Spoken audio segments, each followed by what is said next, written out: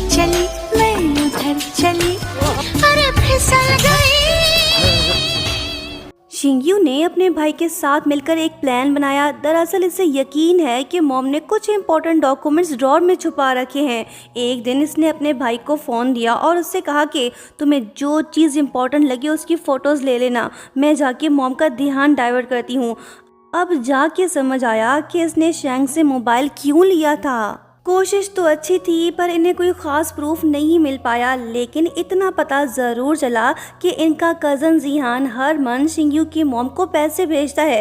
ये देखकर शिंग्यू को थोड़ा शक होने लगा, भला वो इतने पैसे क्यों भेज रहा है। बात तो सोचने वाली है, कहीं कज़न में तो कोई गड़बड़ नहीं, ये तो पता लगना अभी बाकी है। लड़की के प्लान्स तो लाजवाब, लेकिन इसकी किस्मत खराब। मॉम की इस पे गहरी नज़र है, वजह है शाओयू। दरअसल ये नहीं चाहती कि इसकी ये बेटी भी शाओयू जैसी बने।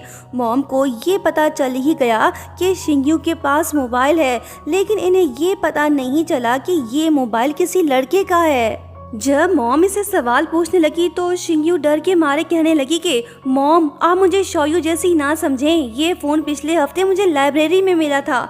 इसने झूठ बोला, सच तो बता नहीं सकती, लेकिन मॉम तो इस पे यकीन करने को तैयार ही नहीं। कहने लगी कि अगर ये तुझे लाइब्रेरी में मिला है तो फिर तुम्हें इसका पासवर्ड कैसे पता, सच बता ये फ़ोन असल में है किसका। ये बातें सुन के शिंग्यू तो घबरा गई, बोलने लगी कि मॉम मैं सच कह रही हूँ, वाकई लाइब्रेरी में ही मिला था।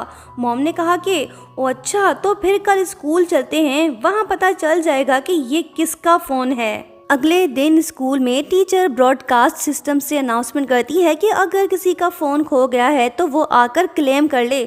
शाइन ने जैसे ही अनाउंसमेंट सुनी तो ये फ़ौरन से शिंग्यू के पास आने लगा। इसे देखते ही लड़की की सांस ही भूल गई, अगर ये इसके पास आया तो मॉम को सच पता चल जाएगा। थैंकफुली लड़का समझदार निकला, ये शिंग्यू के पास नहीं गया, बस उसे देखते हुए वहाँ से गुजर गया।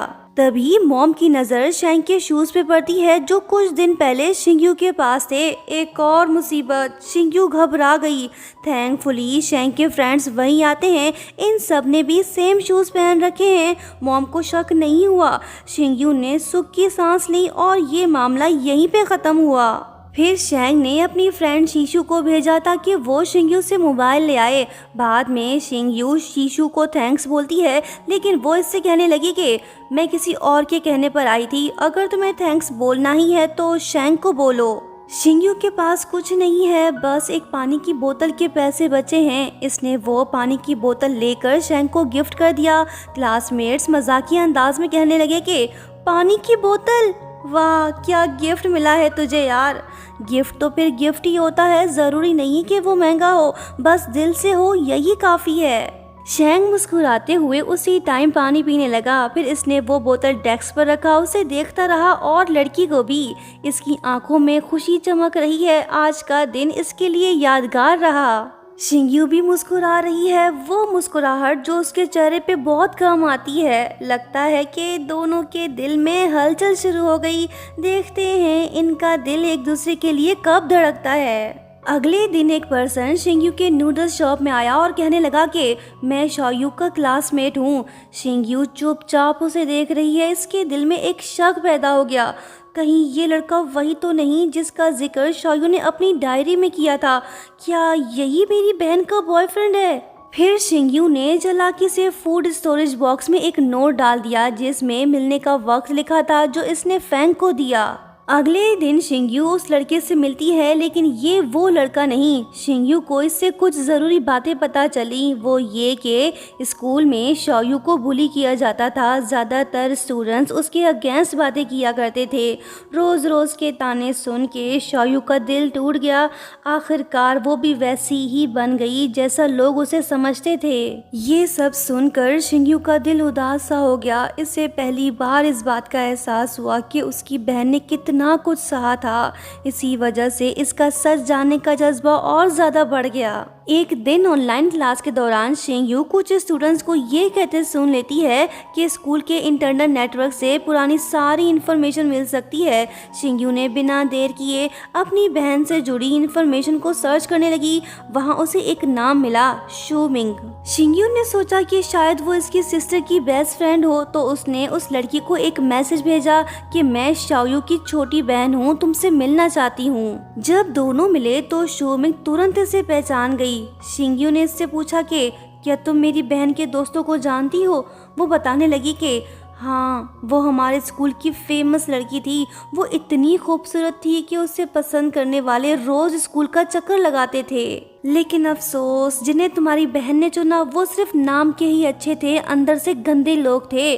उसका नाम लीसू था। वो एक बैड बॉय था, हर कोई उससे डरता था। फिर उसे सैलून में किसी लड़के से प्यार हुआ, जिसकी वजह से उसने लीसू से ब्रेकअप कर लिया था। जब लीसू को उस लड़के के बारे में पता चला तो वो काफी गुस्सा हो गया और समझने लगा कि तुम्हारी बहन ने उसे धोखा दिया है। लेकिन जिस लड़के के लिए उसने लीसू को छोड़ा, उसने भी शाओयू के साथ वफा न की। उस दिन के बाद तुम्हारी बहन अंदर से काफी टूट चुकी थी। शिंगयू को शूमिंग से बहुत कुछ पता चला, लेकिन अभी कई राज हैं जो सामने आने बाकी हैं। फिलहाल हम स्कूल की तरफ चलते हैं। एक दिन जब शिंगयू स्पोर्ट्स कॉम्प्लेक्स में फूड डिलीवरी करने आती है तो वहाँ शेंग का एक दोस्त उससे बदतमीजी से बात करने लगता है। शेंग चुप नहीं बैठता। ये बास्केटबॉल उसके सर पे मार के कहता है कि सॉरी, हाथ से फिसल गया।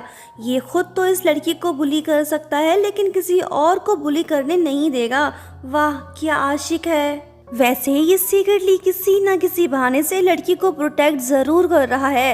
एक और मुसीबत, जब शिंगयू बाहर आती है तो वो देखती है कि साइकिल की चैन निकली हुई है। फिकर नॉट, हीरो यहीं आसपास ही मौजूद है। वो इसकी हेल्प करने आ गया। चेन फिक्स करने के बाद ये शिंगयू से बोलने लगा कि लड़की, क्या हो गया? तुम्हें थैंक्स बोलना नहीं आता क्या? वो बोलती है कि थैंक्स क्लासमेट। शेंग हंसते हुए बोला कि अब जबकि मैंने तुम्हारी हेल्प की है तो मुझे लिफ्ट चाहिए। तुम मुझे घर तक छोड़ दो, हम आसपास ही रहते हैं। पहले तो लड़की इसे मना कर देती है, लेकिन लड़का जिद्दी है। ये साइकिल पे बैठ गया। लड़की ना चाहते हुए भी मान गई। दोनों निकल पड़े। शिंगयू ठीक से साइकिल नहीं चला पा रही। इस हट्टे खट्टे गबरू जवान को संभाल पाना इसके लिए काफ़ी मुश्किल है। कभी इधर चली तो कभी उधर चली। बिल आखिर ये रुक गई। अब लड़के की बारी। ये तो आसानी से चला लेगा। लो जी, बारिश भी शुरू हो गई। माहौल रोमांटिक सा हो गया। शिंगयू के चेहरे पे मुस्कुराहट लौट आई। जब भी ये इस लड़के के साथ होती है तो काफ़ी खुश दिखाई देती है। ये प्यार का एहसास नहीं तो और क्या है। ये वाला पार्ट यहीं पे एंड हुआ। मिलते हैं बहुत जल्द। Bye bye.